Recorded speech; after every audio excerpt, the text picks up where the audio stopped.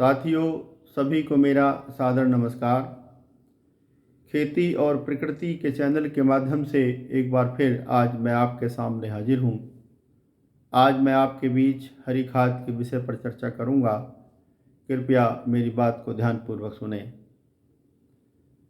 साथियों, किसी भी खेत से फसल काट लेने के बाद उस खेत में पोषक तत्वों की कमी हो जाती है, यानी कि उस खेत की मिट्टी की उर्वरा शक्ति कम हो जाती है।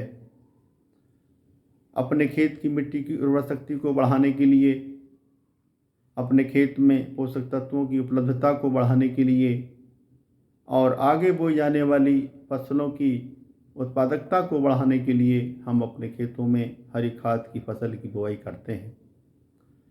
हरी खाद की फसल की बुआई करने के लिए मुख्य रूप से सनई, ढैंचा, उड़द, मूंग, लोबिया आदि दलहनी फसलों की बुआई करते हैं।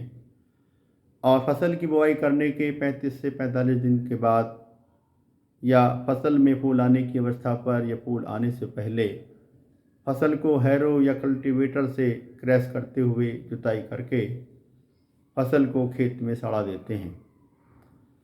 हरी खाद की फसल की बुआई करने से हमारी मिट्टी को, हमारी भूमि को सभी पोषक तत्वों की पूर्ति प्राकृतिक रूप से होती है, लेकिन मुख्य रूप से नाइट्रोजन और कार्बन पोषक तत्वों की पूर्ति होती है।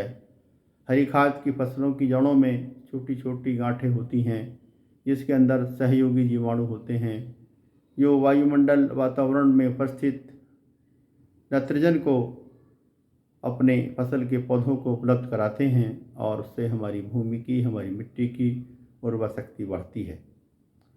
हरी खाद की फसल की बुआई करने से हमारी भूमि में जीवांश पदार्थ की मात्रा बढ़ती है, भूमि में रहने वाले जीव और सूक्ष्म जीवों की संख्या में बढ़ोतरी होती है, भूमि में रहने वाले जीव और सूक्ष्म जीवों की क्रियाशीलता में बढ़ोतरी होती है और हमारी भूमि में जीवांश कार्बन की मात्रा भी बढ़ती है।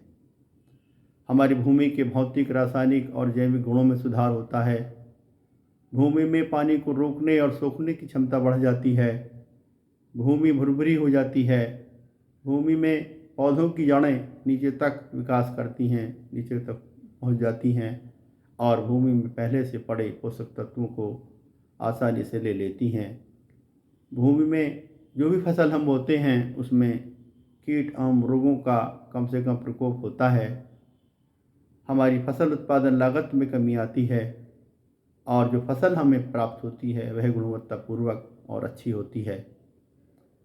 इसलिए हमें चाहिए कि हम अपने खेतों में हरी खाद का प्रयोग करें या अपने फसल चक्र में हरी खाद दलहनी फसलों का समावेश करें, ताकि हमारी कृषि उत्पादन लागत घट सके और हमें अच्छी गुणवत्ता वाली फसल उपज प्राप्त हो सके। साथियों, मैंने अपनी बात आपके सामने रखी।